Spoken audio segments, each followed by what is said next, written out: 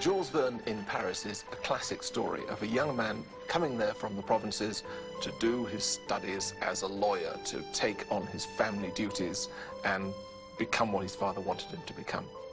And then looking around him and saying, wow, there's more fun to life than this. Fue la madre de Verne, Sophie, quien contactó a algunos familiares para que lo presentasen a la comunidad artística. Solo ella entendía su corazón de poeta. No es extraño que se haya sentido atraído por la atmósfera bohemia del barrio latino, el cual se conserva casi intacto hoy en día. He had a lot of little jobs like all the students and artists. He had a job in a theater, but he was very poor. He had one jacket, so it was not a very rich life. Sin embargo, era un lugar enriquecedor para Verne, pues había llegado a un ambiente que nutría su creatividad. It was the happiest period of his life because he was living in an artist world and it was a community. He was living with dreams and with optimism and all this.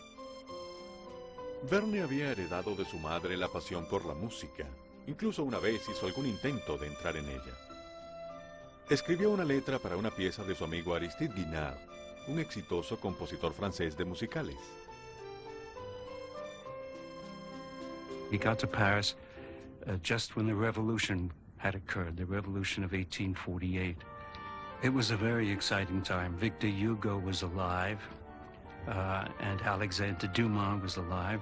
Alexandre Dumas, the father, took Jules Verne under his wing.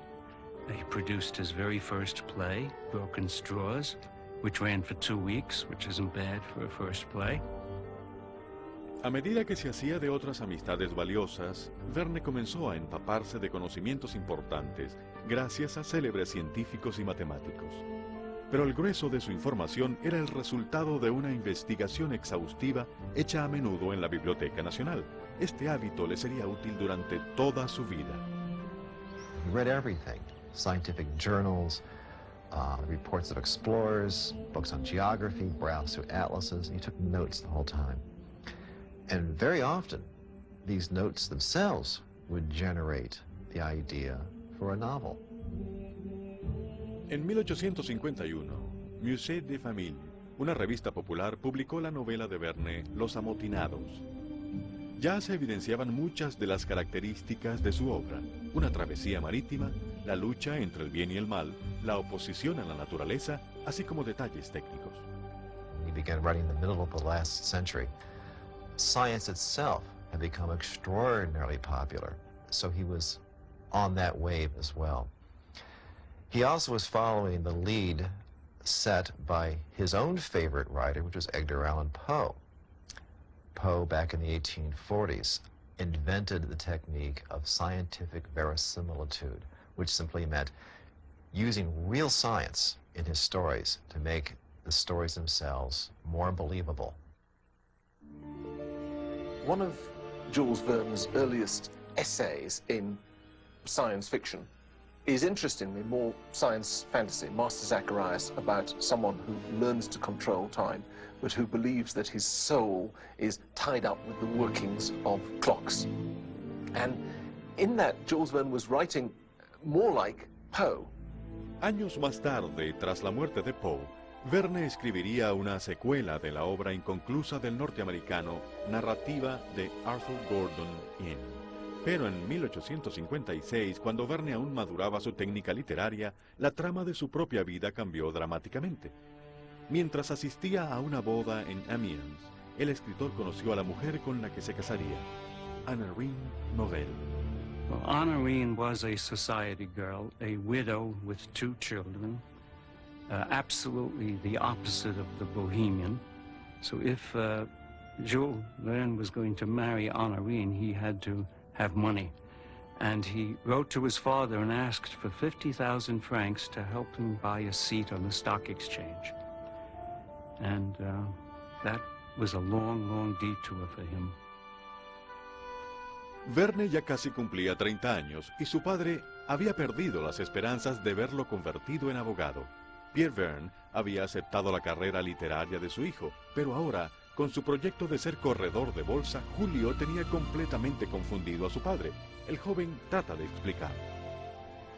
No se trata de abandonar la literatura, pues esa sigue siendo mi vocación, sino de procurarme una profesión más lucrativa al mismo tiempo.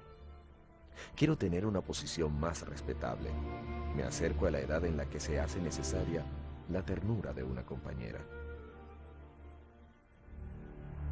Verne y Anne Ryn se casaron en 1857 en la iglesia parisina de Saint-Eugène. Trataron de adaptarse a la vida conyugal.